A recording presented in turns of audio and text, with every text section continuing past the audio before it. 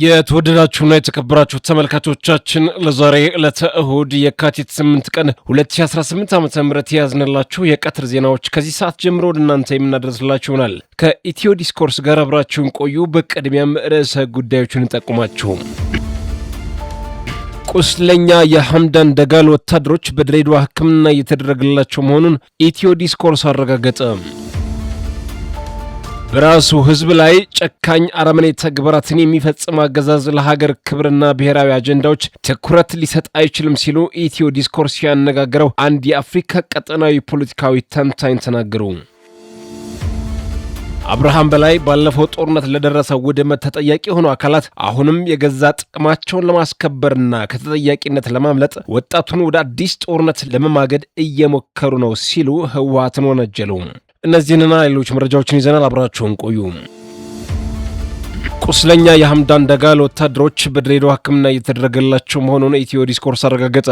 ወታደሮቹ ከሳምንት በፊት የሱዳን መንግስት በኢትዮጵያ ድንበር አቅራቢያ ላይ የአየር ጥቃት በመፈጸም ጉዳት ያደረሰባቸው መሆናቸውን የኢትዮ ዲስኮርስ ሚዲያ ወታደራዊ ምንጮች ገልጸዋል። የብልጽግናው አገዛዝ ከተባበሩት አረብ ኤሚሬትስና ከቻይና በኪራይ ባስመጣቸው የጦር ሄሊኮፕተሮችና ድሮኖች ሰማዩም የኛ ነው በሚል ትርኢት እያሳየ በነበረበት ወቅት በተመሳሳይ ሰዓት የሱዳን መንግስት በኢትዮጵያ ድንበር አቅራቢያ ከሚገኙ አካባቢዎች ጀምሮ የኢትዮጵያን አየር ክልል ጥሶ በመግባት የቤንሻንጉል ጉሙዝ ክልል አካባቢዎች ላይ የአየር ድብደባ መፈጸሙን ጣቢያችን ኢትዮ ዲስኮርስ በወቅቱ መዘገቡ አይዘነጋም። የብልጽግናው አገዛዝ የዩናይትድ አረብ ኤሚሬትስ የአየር ኃይል ንብረት የሆኑ ኤፍ-16 ተዋጊ ጀቶችና 6 ኤኤች-64 አፓቼ ሄሊኮፕተሮችን እንዲሁም ከቻይና ለ10 ደቂቃ $120,000 ከፍሎ በተከራያቸው ድሮኖች ሰማዩ የኛ ነው በሚል የእውቀት አክፍለተኞች የሚባሉ ተከታዮችን ይዞ ሲደሰኩር ነበረ።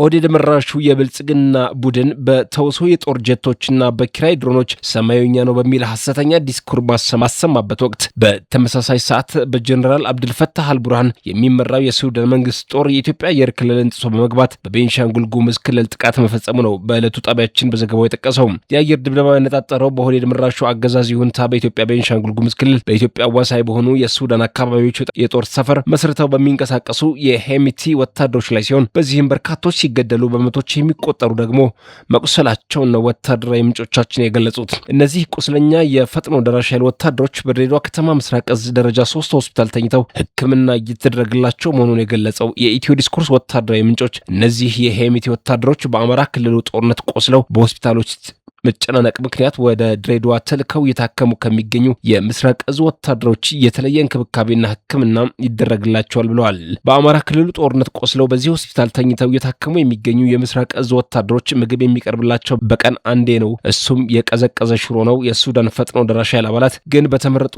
ሼፎች የሚዘጋጁ ሰውነትን የሚጠግኑ ምግቦችን በየሰዓቱ ይቀርቡላቸዋል ያሉን ምንጮች በዚህ የተበሳጩ በርካታ የምስራቅ እዝ መከላከያ ሰራዊት አባላት ቁስላቸው ሳይድን ከሆስፒታል ወጥተው መጥፋታቸው አክለው ገልጸዋል። ደረጃ 3 ተብሎ የሚጠራው ሆስፒታል ድሬዳዋ ከተማ ላይ ልዩ ቦታው ኩባ ወታደራዊ ካምፕ ውስጥ የሚገኝ በመሐመድ ተሰማ የሚመራ የምስራቅ እዝ ንብረት የሆነ ሆስፒታል ነው።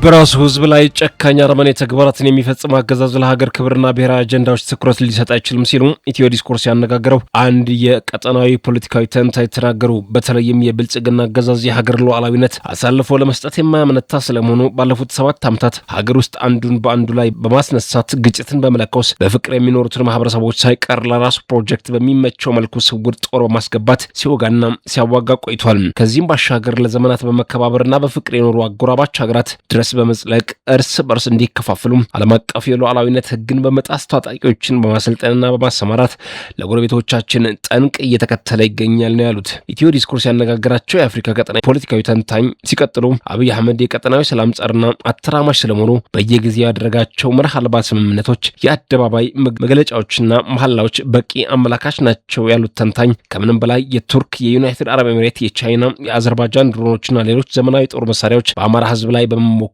የሀገሪቱን ህዝብ የአዳዲስ የጦር መሳሪያዎች መሞከሪያ ያደረገው አገዛዙ የኢትዮጵያን ክብርና ሉዓላዊነት ተራ ሸቀጥ እንዳደረገው ሌላኛው ማሳያ ነው ብለዋል። እውነታው ይህ ሆኖ ሳለም አንድ ጊዜ በባህር በር ጉዳይ፣ ሌላ ጊዜ በሉዓላዊነትና የወደብ ጉዳይ አጀንዳ በማድረግ የህልውና ተጋድሎ ውስጥ የገባውን ህዝብ ለማዘናጋትና በሌላ ትኩረት ተጠምዶ ዋናውን አጀንዳ ቸል እንዲለውና የትግሉን ማህበራዊ መሰረት ለመናድ ጥረት አድርጓል ነው ያለው ተንታኙ።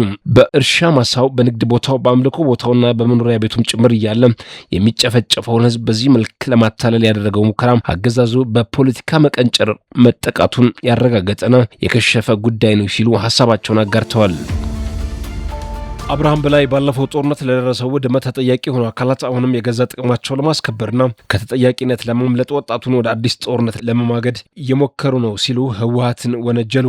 የትግራይ ወጣት ለማጥፋት አትማግድ የሴራው ሰለባ አትሁን ያሉት አብርሃም በላይ ባለፈው ጦርነት ለደረሰው ውድመት ተጠያቂ የሆኑ አካላት አሁንም የገዛ ጥቅማቸውን ለማስከበርና ከተጠያቂነት ለማምለጥ ወጣቱን ወደ አዲስ ጦርነት ለመማገድ እየሞከሩ ነው ሲሉ ነው መንግስታቸውን በመከላከል ውንጀላቸውን የሰነዘሩት። የፌዴራል መንግስት ጦርነት ከፍት ነው የሚል ወሬ የህዝብን ስሜት ለመቀስቀስ የሚነዛ በሬ ወለደ የሆነ ነጭ ውሸት መሆኑን የተናገሩት ሚኒስትሩ ታዲያ በክልሉ ሸቀጣሸቀጦች እንዳይገቡ ያገደው በጻጽ ከተማ በረሃብ ለተጎዱ የተሰበሰበውን በሚሊዮን የሚቆጠር አልሚ ምግብ እንዲሁም ከ100 ሚሊዮን ብር በላይ መንግስት ለምን አይነት ዝግጅት ሲጠቀምበት ነበር ተብለው ቢጠየቁ ምላሽ እንደሌላቸው ይታወቃል። የፌዴራል መንግስት ምንም አይነት የጦርነት እቅድ የለውም በማለት ነጭ ውሸት የነዙትን የትግራይ ተወላጅ የአብይ አህመድ ኦህዴድ መራሹ ምርኮኛ አብርሃም በላይ ቅድሚያ የሚሰጠው ለሰላም ለውይይትና ለክልሉ ልማት መሆኑን ህዝብ ማታለያ መልእክታቸውን አስተላልፈዋል። ባለፉት 8 ዓመታት የእናቶችን እንባ መከራ ያበዛው አገዛዝ በአፈቀላጤው አብርሃም በላይ ህዝቡ የጥፋት ኃይሎች ሴራ በማክሸፉ ሰላሙን እንዲጠብቅና መንግስትም ከህዝቡ ጎን መሆኑን የሚገልጽ ምጸት የሞላበት መልእክት አስተላልፈዋል።